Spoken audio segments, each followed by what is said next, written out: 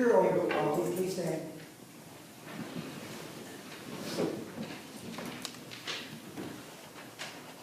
Hear, O Lord, and have mercy on me.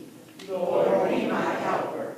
You have turned from me my mourning to dancing.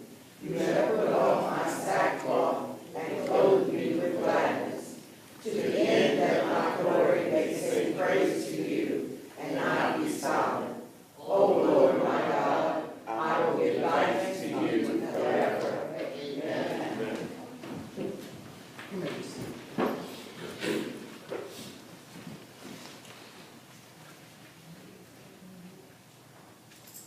I'm going to speak on Psalms 30, verse 11, and verse 10 and 11. I'm going to give you the blueprint.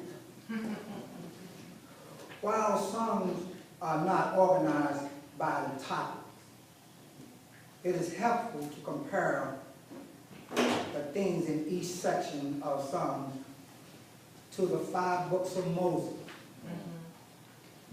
The first collection of Psalms, mainly written by David. It is similar to the book of Genesis. Just as Genesis tells us mankind was created, fell into sin, and was then promised redemption. Many of these Psalms discuss humans as blessed, fallen, and redeemed by God. The theme for Psalms 30 is, I celebrate of God's deliverance, earth security. It is uncertain, but God is always faithful. Amen. The topic this morning, remove the sadness. Remove the sadness.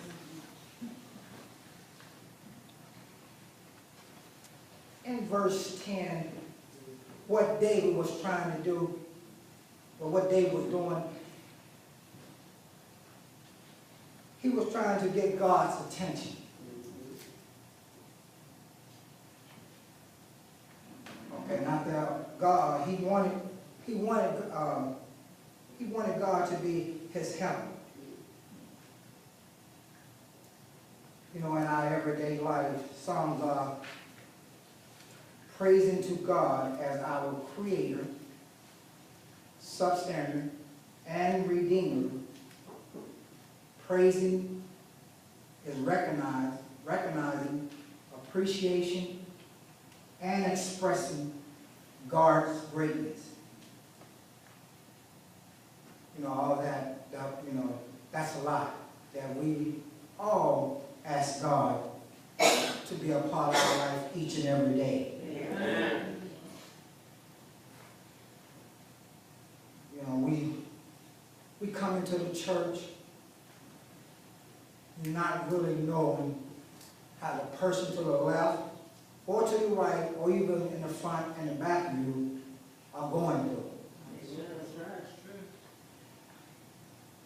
Have a smile on your face, dress nice, smile, but on the inside, something is eating them up. And sometimes we just don't like to talk to no one. You're holy, and there's someone that you can always talk to. You can talk to God. Sometimes once you talk to God, you can sit. You know, like I was reading when I was doing preparing my sermon. I was sitting and I was reading a book, and it said, once you have it, you receive it. Once you receive it, you turn it over to God. Go, be still, listen, because God, He's going to talk to you. Yes. He will talk to you. You have to be able to understand, listen, and knowing when God is talking to you. Sometimes we be so busy. We don't even realize that God has talked to us. Because God talked to us in so many different ways. He can talk to you with the wind blowing outside. He can stop the TV, he can cut the TV off in the house. He can stop everything from moving, but we still miss the point of what God is trying to tell us. So I give to you, anytime you ask God something, take a seat. Or either just kneel down. Listen. Because He's going to give you an answer. But you got to be able to listen and recognize what God is trying to tell you. I just say sometimes we're not focused on God moving us to praise Him. The more we know Him, the more we can appreciate what He has done for us. Mindful, God is good.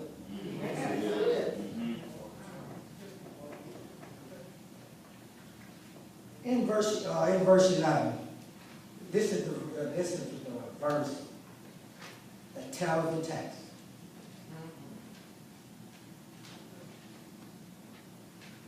The key word is sackcloth. That word definition is a rough cloth of camel hair or goat hair.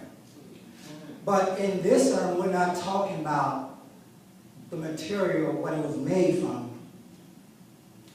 We are talking about what it did in the in the verse. And what it means, what happened in the verse. It said, He took away the clothes of sadness. Yes. That is the key word of sackcloth. He took away the clothes. He clothed me with joy.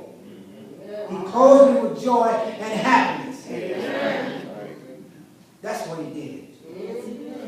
Sackcloth.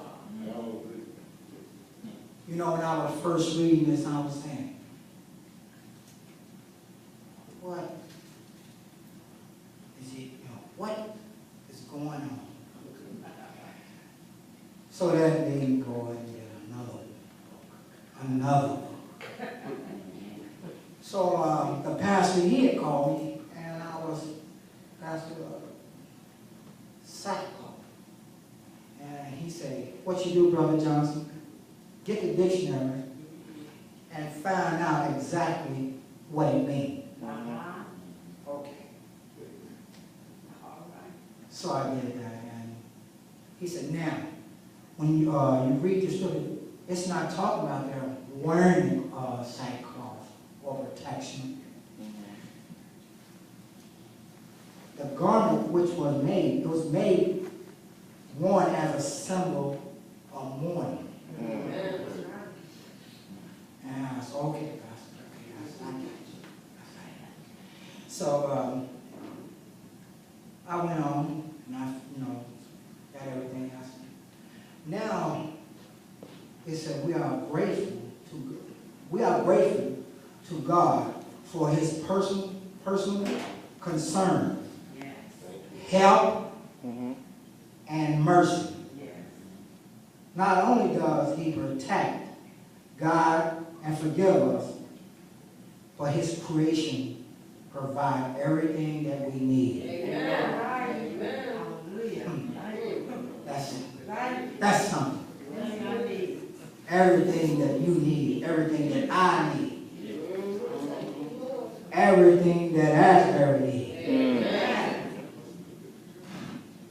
Everything that, it just, we just can't, we just can't thank him enough.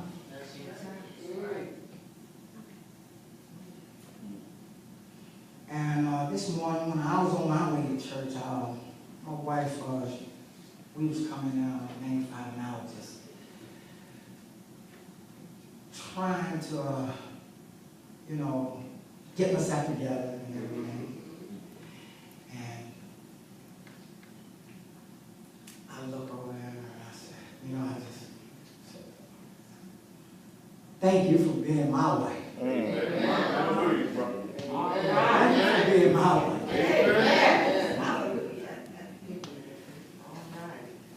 And the boy said, Daddy, you nervous? I told my son, not yet. I said, I haven't made it to Asbury yet.